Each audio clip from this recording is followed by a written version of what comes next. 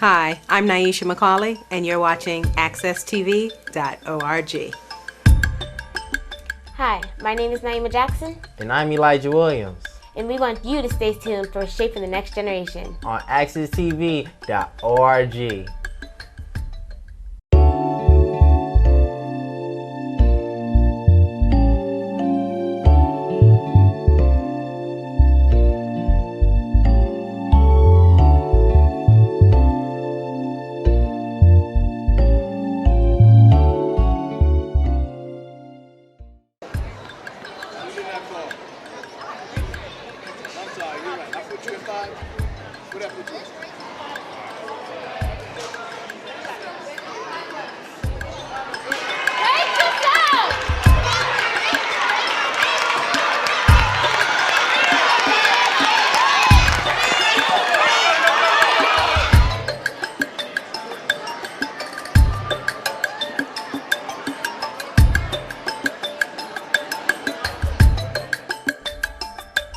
Hi, and welcome to AccessTV.org. I'm your host for Shaping the Next Generation, Naima Jackson. Today's special guest is Mr.Maurice Robertson. He is Blue Hill Civic Association's housing coordinator. How have you been doing, Mr. Robertson? Very good. Thank you for the opportunity to share what we do at Blue Hill Civic Association. We always welcome opportunities to present to the public our programs, and so shoot. So tell me a little bit about yourself. Well, I started with Blue Hill Civic Association in 2000, let's see, it's 6 years, so counting correctly, April of 2008. And I've assumed the role and grown with it. We've had various funding sources, so each year or every couple of years my job seems to expand or contract depending on the funding. But the basic beat is that I help folks find agencies that can help them if we can't help them directly. I oversee what is called the Senior Chores program. We get a annual grant from the NCAAA, which is a funding source for elderly concerns. And so basically, as it's described, we go out. I have a staff of 1 or 2 young men, occasionally more, and during the winter we were helping older folks with snow shoveling needs. Right now, lawn care like leaf raking. If the homeowner can provide a lawnmower, we'll actually mow their lawn and things of that nature, and help with getting clutter. It's a big thing, hoarding. It's not just limited to Hartford community. It seems like a worldwide thing, just holding on to stuff. So case in point, this afternoon we were assisting an older woman with clearing stuff out of her basement, and that's going to be what they say, to be continued. You know. Aside from that, I also help with our general outreach services. We get the word out on various concerns concerning the community. The MDC Clean Water Project, we have 2 neighborhoods where we're the actual outreach liaison to deal with any issues with the construction sites and how it's impacting the homeowner's property. And outside of my activities with the Blue Hill Civic Association, I also am an active photographer and work as a volunteer with the Hartford Jazz Society and bringing live concerts to the area, and all-around artists with my photography. I've been exhibiting lately in different venues. So those are some of the things that occupy my time in between getting some rest. Nice. So tell me, why does BHCA offer housing help? Like, why is it important for our community to have a program like that? Well, it's important that people know where to find help. Agencies come and go with the type of services that might be able to directly impact folks that say maybe having mortgage issues or need assistance getting an apartment or housing subsidies, the issues of homelessness. So again, we may not be able to directly assist them with these issues, but at least my beat is to know what agencies are still functioning and who can get some bona fide help, so to speak, you know. And I pray that when I send these people to these agencies that they do get a return call and that they still are functioning and are able to, you know, apply some of the resources towards this person's inquiry on those concerns. And what type of agencies do you send them to? Well, for one, CRT has a great housing program that actually have funds to assist folks with, say, mortgage issues, things like folks looking for, say, help with security deposits, things of that nature. They also are one of the contractors for the weatherization program, which CLNP and United Illuminating offer to homeowners to help with tightening up and making their homes more, let's say, able to conserve heat better, replacement of furnaces, weather stripping, sometimes windows can be replaced. Anything that deals with conserving energy and heat loss, they have contractors that come to visit homes and address some of those concerns. The Urban League has a very active, what they call a house buying program, where they assist people in the awareness of how to purchase a home, and I believe also direct them to where they can get help towards the down payment and closing costs. So it's part of my beat to be aware of what our sister agencies are doing, and how we can, generally help folks who make those kind of inquiries, or just be able to tell them, I don't know what to say, no.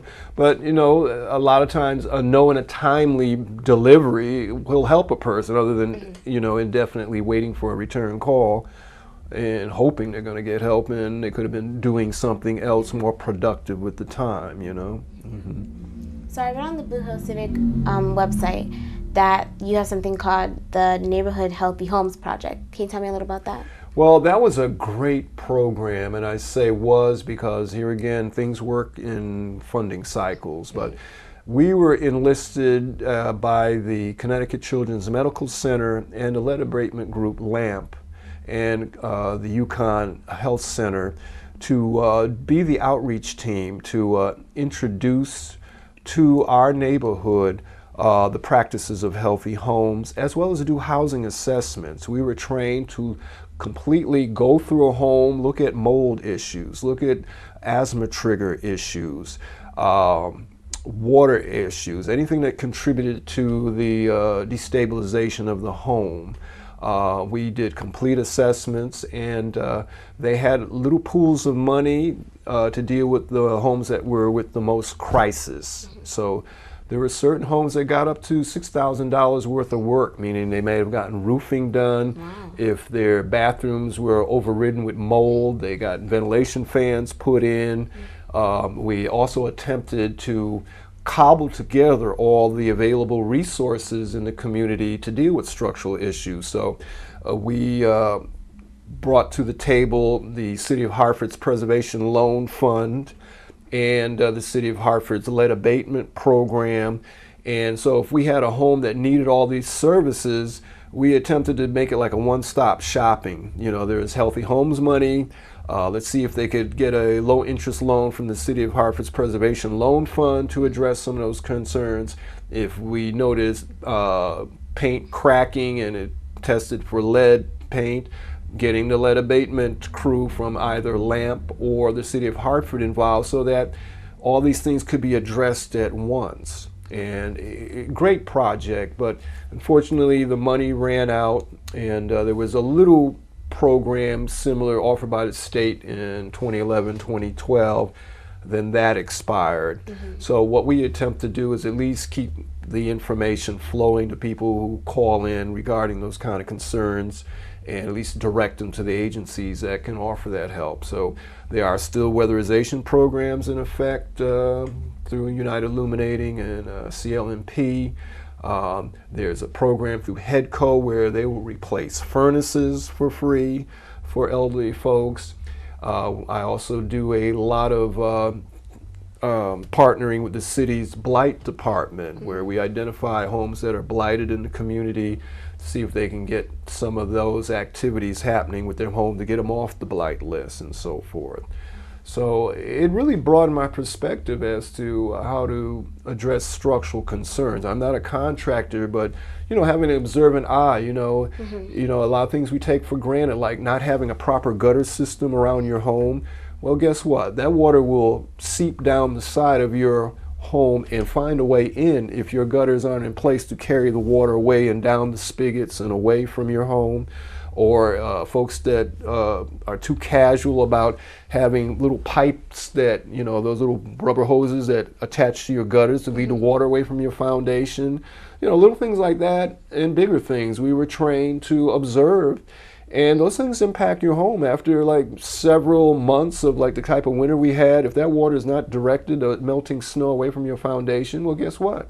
You may have puddling issues. And if you don't have a proper working sump tank, you might have caused a whole myriad problem, that could have been abated by simply, eyeing those kind of things. So that program trained us to help folks to realize, there's little things you can do, and then there are the big ticket items. Well, there are pools of money through, like I said, the City of Housing Preservation Loan Fund. There's also a program through CHIF to deal with energy efficiency type projects. And of course, the 3 agencies that I mentioned that we were actually doing the outreach for, Connecticut Children's Medical Center, LAMP, and UConn Health Center, they have resources that could help homeowners. So that was a great program, very educating for us and to the community. We quietly and not so quietly did about, with the first phase, over 200 assessments between 2009 to 2011. And then when we were enlisted by the state to continue, we did probably about 150 more assessments. So again, LAMP is still doing assessments, but they lost the money for us to continue doing the outreach. So we refer to them, folks who inquire, so that they can get assessments and some of that possible help. Okay. Well, thank you so much. And we're going to take a short break. We'll be right back. Okay.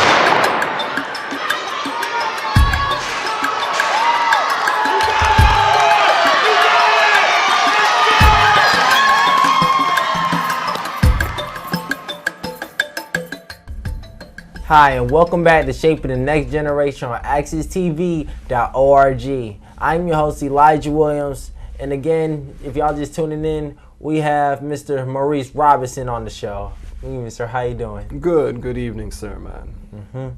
Now, I heard you were talking to my guest host about the agencies for Blue Hill Civic Association. Now, my question was, are the agencies y'all have endorsed money into Blue Hill Civic Association?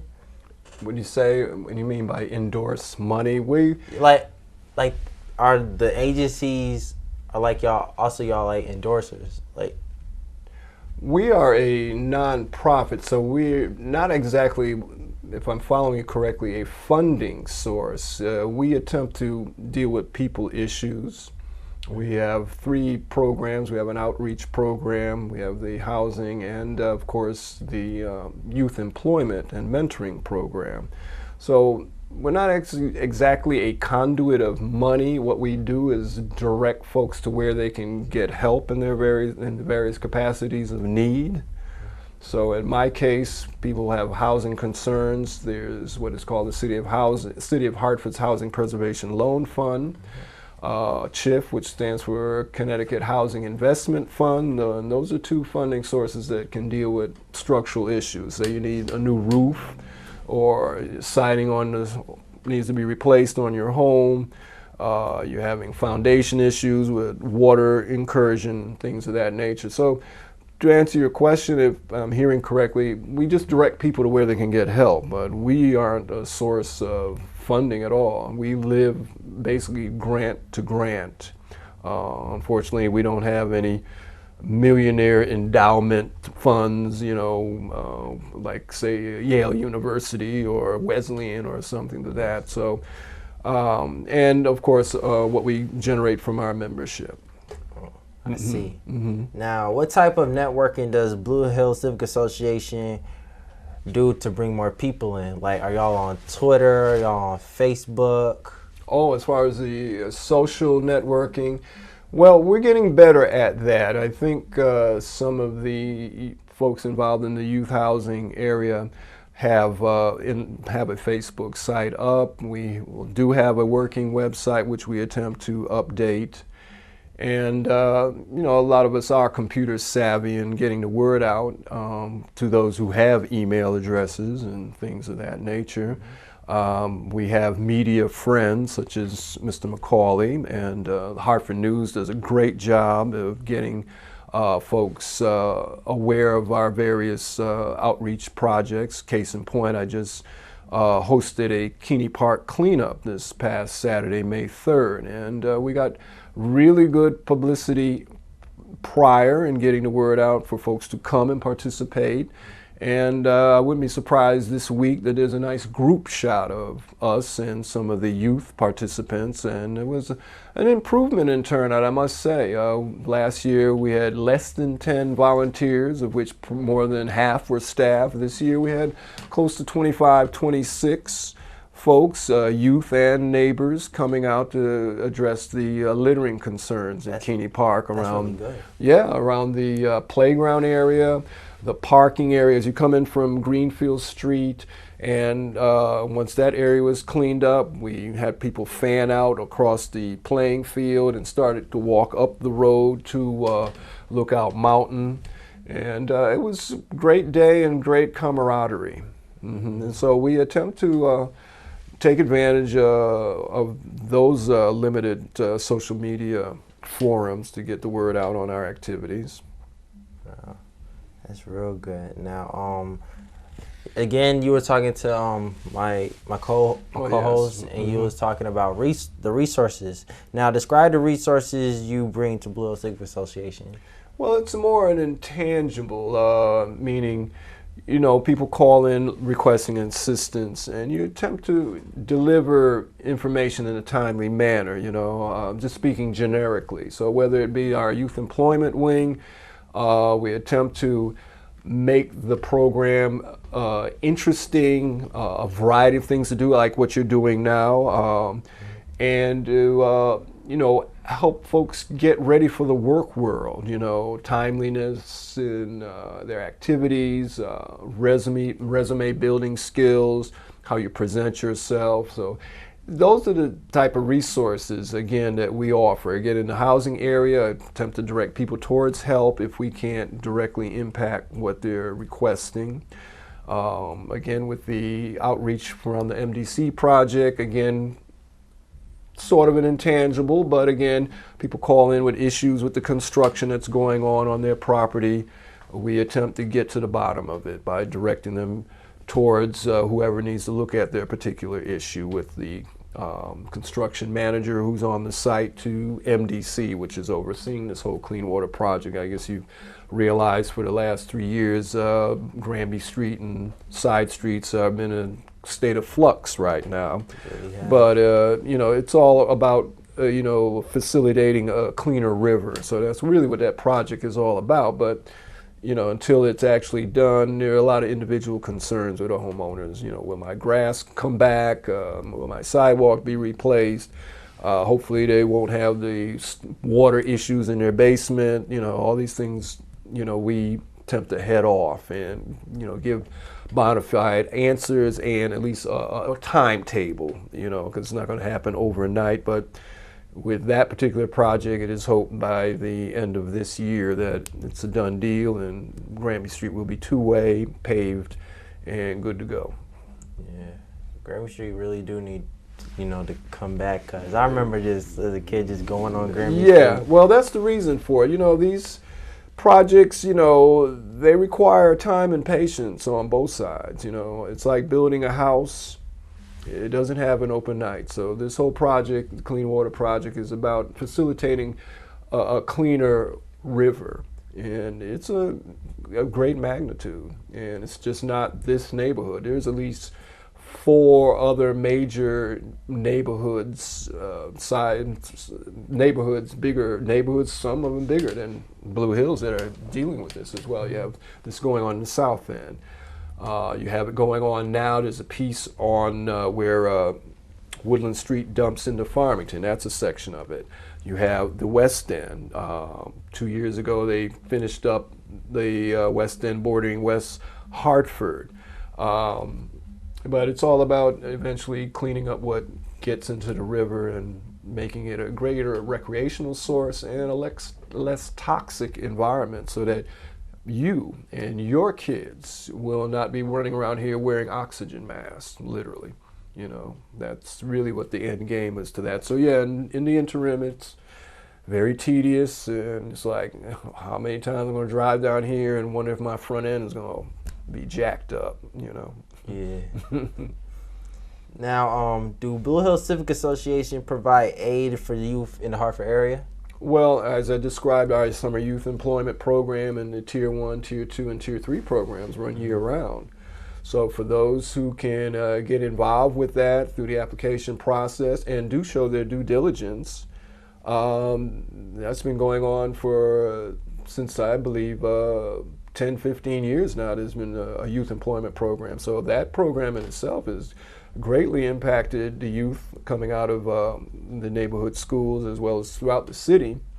And we've had folks go on and become very successful as a result of that mentoring and nurturing that we have offered in that capacity. Case in point, Shoshana Stewart. She was a Weaver High School track star student. Now, in a sense, is one of the main pieces of that service under Miss Vicki Clark. So, you know, you can see time and time again the success stories, and it's great so that folks your age see that, you know, due diligence means something. Yes. You know, earning by the sweat of your brow is, for some folk, you know, it's an intangible, but it's a real intangible. You know, every job should be approached with a level of altruism, and some folks look at it and say, oh, it's beneath me or what have you. So it is hoped that through the youth employment program that folks take a different perspective on themselves and the community around them, and that they get more involved with civic activities and concerns, because you are the new leaders. Yeah. You will be inheriting this mess. So get busy.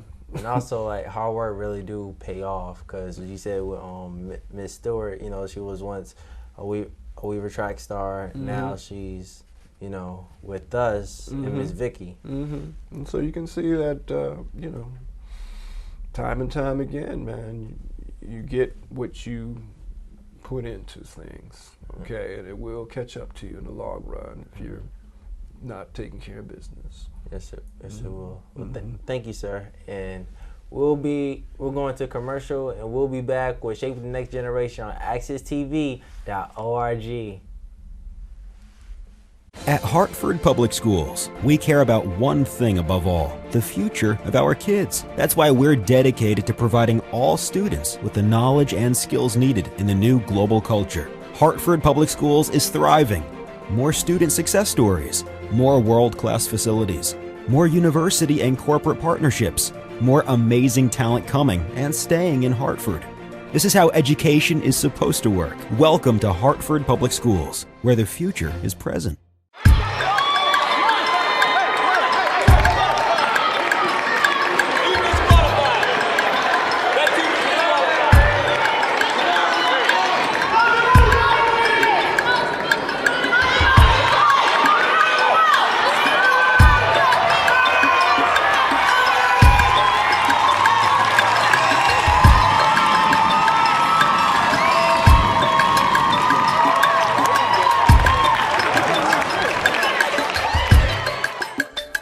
Thank you everyone for tuning in to Shaping the Next Generation. We want to thank Mr. Maurice Robertson for stopping by and giving us tips on how to keep our houses safe and where to go if we need information with housing.